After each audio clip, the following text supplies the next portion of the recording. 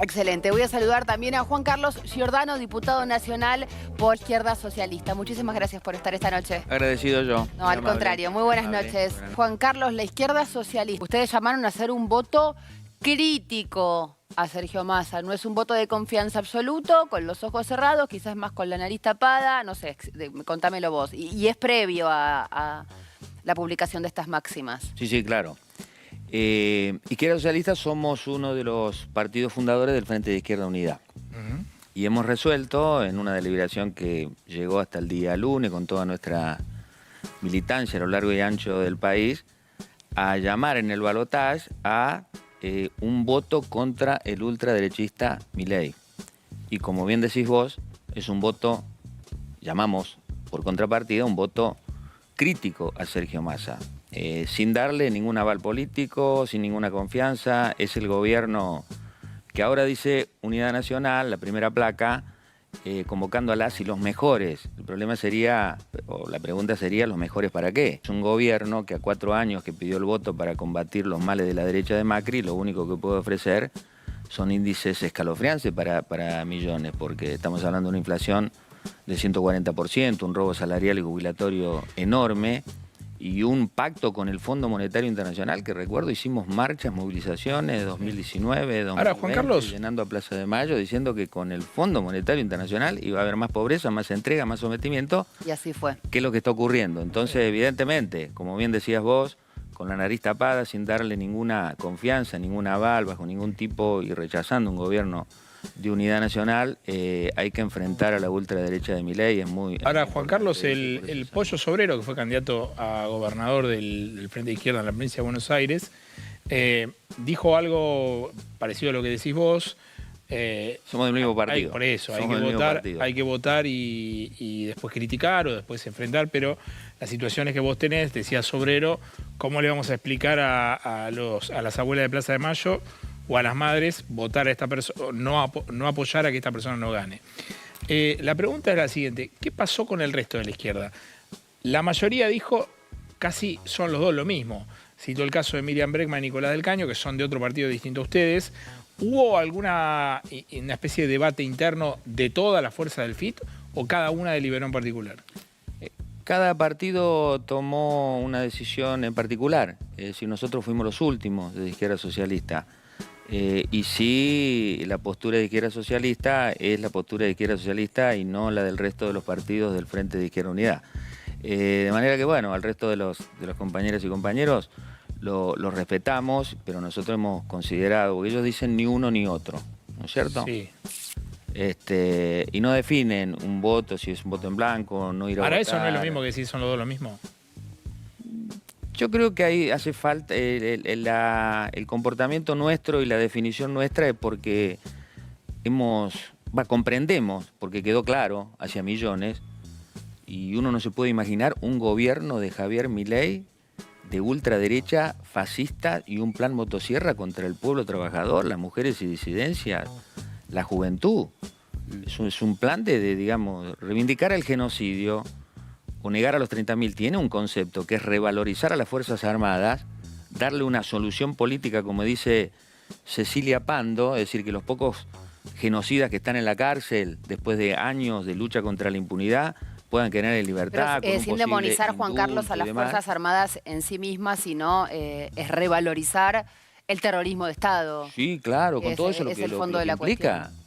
Porque el robo de bebés, la tortura, la desaparición de personas. Y es un plan que se hizo con un genocidio en el 76, tenemos que recordar, para imponer un plan económico de sometimiento, donde detrás de todo eso estaba el imperialismo norteamericano de la mano del Fondo Monetario Internacional. Ayer vi un documental de Alejandro Olmos diciendo la deuda, y su hijo Alejandro Olmos Gaona, el juicio de la Corte, no sé, que terminó diciendo que la deuda contraída bajo la dictadura militar fue ilegítima y fraudulenta, pero se siguió pagando, todos los gobiernos la han reconocido, se siguió pagando con hambre, con sometimiento y demás, y eso es lo que está ocurriendo. Bueno, esa parte ya la estamos cumpliendo. Si asumen Milei y Villarruel, nos falta la otra, la de la dictadura, digamos. Sí, esa parte la hay estamos un pie cumpliendo. adentro, ya lo tenemos. Bueno, efectivamente, y haber reconocido los 45.000 millones de dólares de la estafa macrista 2018 bajo este gobierno, que se decía que iba a combatir la derecha, bueno, fue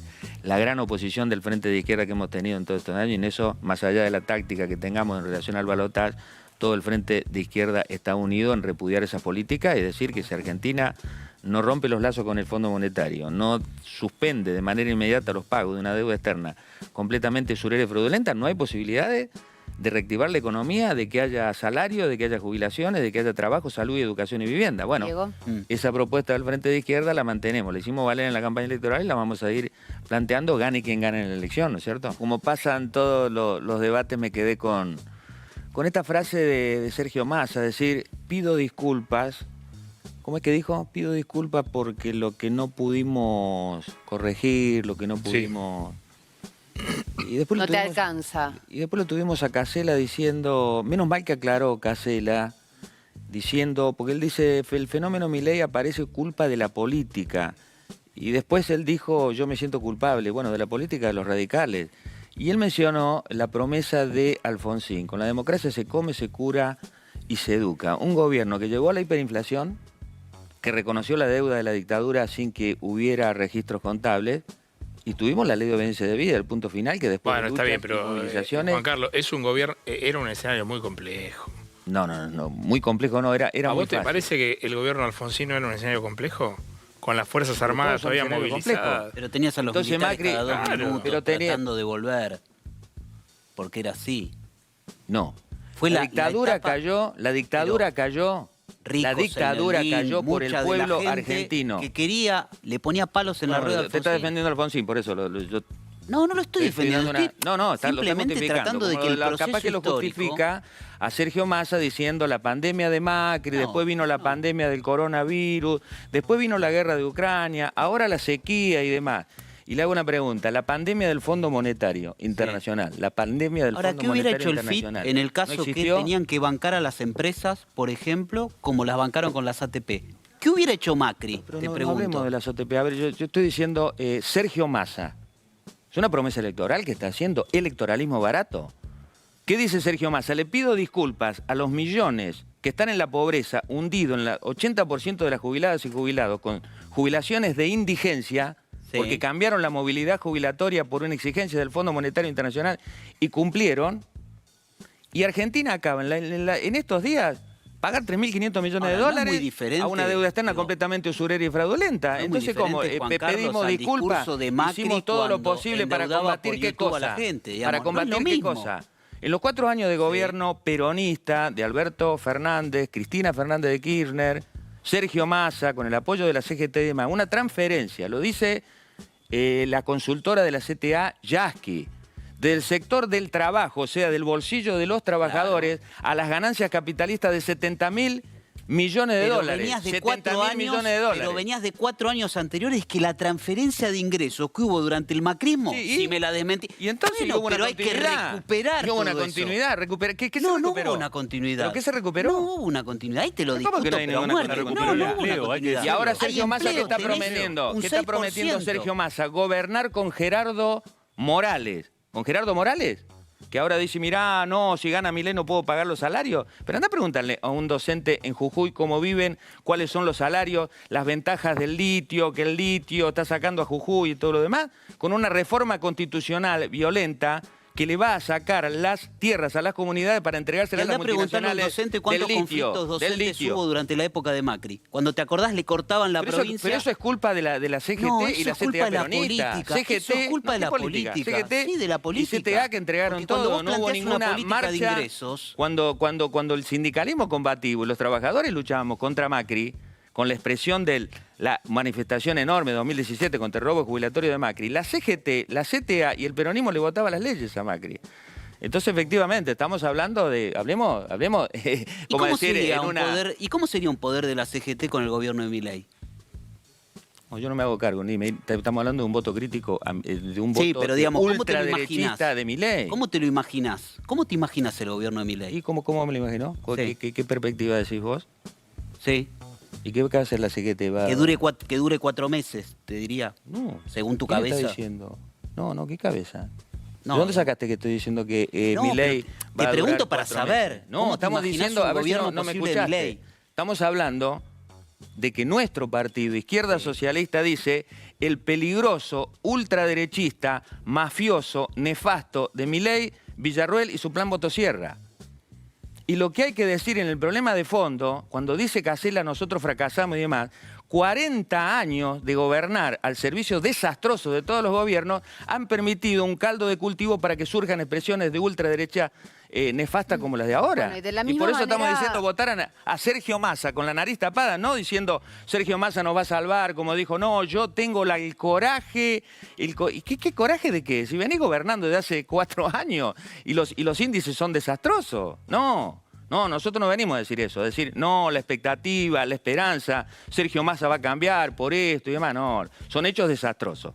Y el 22 de octubre... Me parece el menos malo, en resumen, Juan No, el que el 22 de octubre, millones votaron a Sergio Massa con ninguna expectativa, ningún entusiasmo, precisamente divisando de que el gran peligro es el ascenso de Milei, y ojalá no haya un Milei, un nuevo Bolsonaro en nuestro país, por responsabilidad no del pueblo trabajador, sino por responsabilidad de los distintos gobiernos que nos han llevado a un desastre y le han dado el caldo de cultivo, inclusive con complicidad denunciada por Berni y por Grabois, de que le pusieron candidato del peronismo en la lista de Milei. El 22 de octubre una sana reacción contra Milei, yendo a votar y sin ningún entusiasmo por Sergio Massa y el gobierno, ha logrado que se haya cristalizado. Ahora fíjate vos cómo se reagrupan efectivamente, la derrotada tremendo, Juntos por el Cambio, recordemos que era, por el Cambio era digamos, el recambio normal y natural si el gobierno le iba mal y todo lo demás, y ahora con esta